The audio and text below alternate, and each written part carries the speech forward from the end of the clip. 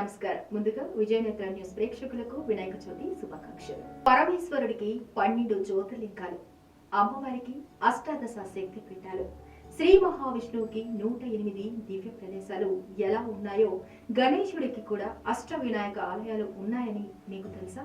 వినాయక చవితి సందర్భంగా వాటి పూర్తి చరిత్ర ఏమిటో ఇప్పుడు తెలుసుకుందాం.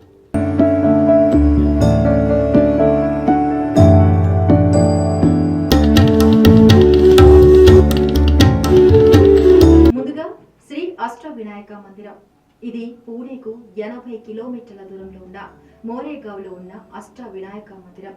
అష్ట వినాయకులలో ముఖ్యమైనది మోరేగావ్. ఒకప్పుడు నెమళ్లకు ప్రసిద్ధి, అందుకే ఈ పేరు వచ్చిందని చెబుతారు. సింధు అనే రాక్షసుడిని సంహరించేందుకు వినాయకుడు ఇక్కడ మయూరేశ్వరుడిగా అవతరించాడని పురాణ కథనం. ఇక్కడ విగ్రహానికి ఎడమ వైపు తొండం ఉంటుంది. ఆలయ ప్రవేశ ద్వారం వద్ద ఉన్న నందిని శివుడే నేరుగా ప్రతిష్ఠించాడని చెబుతారు. 2. విఘ్నహరేశ్వర మందిరం. పూణే నాసిక్ వెళ్లే దారిలో ఓజార్ పట్టణంలో ఉంటుంది విఘ్నహరేశ్వర మందిరం. వినాయకుడి చేతిలో పరాజయం పాలైన విఘ్నేశ్వరుడు క్షమించమని వేడుకొని తన పేరుతో కొలువివ్వాలని వేడుకున్నాడు. అందుకే విఘ్నహరేశ్వరుడు అని పిలుస్తారు.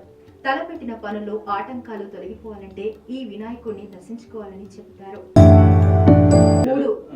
బల్లాలేశ్వర ఆలయం. పూణేకు 119 కిలోమీటర్ల దూరంలో ఉన్న పాలి గ్రామంలో కొలువయ్యాడు బల్లాలేశ్వర వినాయకుడు. ఇక్కడ గణనాథుడు రాతి సింహాసనంపై కూర్చొని ఉంటాడు. తొండం ఎడమ చేతి వైపు తిరిగి ఉంటుంది. ఆలయం శ్రీ ఆకారంలో ఉంటుంది.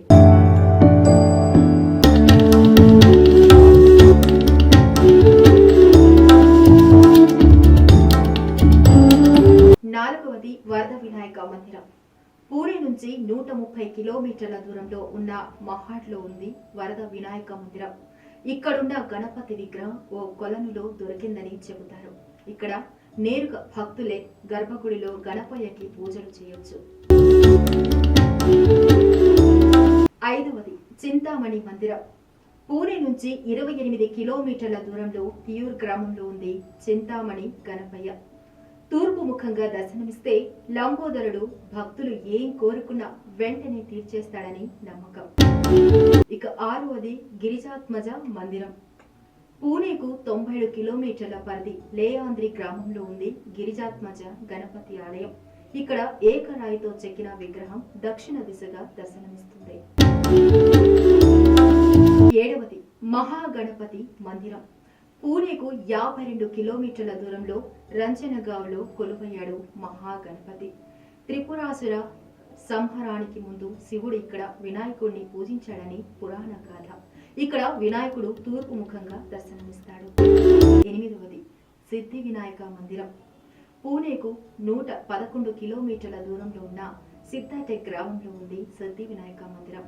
3 అడుగుల ఎత్తులో కొలువైన వినాయకుడు ఇక్కడ ఉత్తర దిశగా దర్శనమిస్తాడు.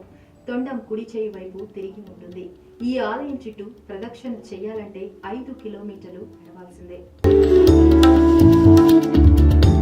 సకల జీవుల్లో అంటే జంతువులు, పక్షులు, మొక్కలు ఇలా ప్రకృతి సమస్తంలో దైవం కనిపిస్తుందని హిందువులు భావిస్తారు.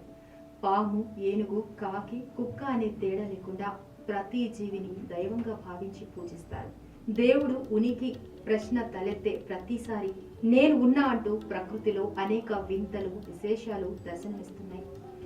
అల్లం, బొప్పాయి, క్యారెట్ వంటి అనేక వస్తువులు విఘ్నాలకు అధిపతి వినాయక రూపంలో కనిపించి అనేక సార్లు భక్తులను అలరించాయి.